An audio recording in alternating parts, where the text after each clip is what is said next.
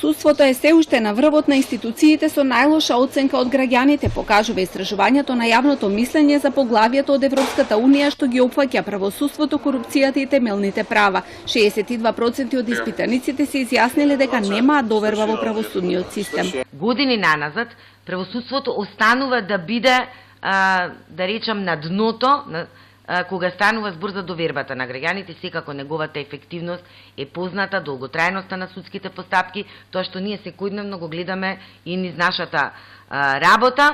Работените во државната администрација сметаат и дека во однос на корупцијата стоиме прилично лошо. Како подобро се оценува работата на специјалното јавното обвинителство, пак додека многу лошо и најниско се оценува работата на Државната комисија за спречување на корупцијата, особено во делот на следење на имотната состојба на државните и јавните функционери. Истражувањето спроведено од Хелсиншкиот комитет ЕПИ и мрежа 23 ги покажува наодите од искуствата, сознанијата и перцепциите на вработените во државната администрација и правосудните институции. Најдобро, но и тие со 3,89 се оценети правата во образованието, додека најниско со 2,46 еднаквоста пред законите. Ниски оценки од 2,65 до 3 добили и правото на правично судење, на ефективен правен лек, почитувањето на приватноста и слободата на изразување.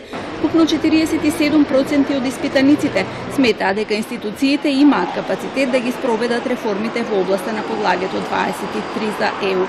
1/3 или 34% од испитаниците сметаат дека институциите се доволно стручни за спроведување на реформите, додека само 4% од работените во државната администрација сметаат дека институциите се целосно независни од партиите при спроведувањето на реформите. 73% пак се изјасниле дека владата има големо влијание во реформите и тоа значително поголемо од собранието, судовите и професионалците во тие области.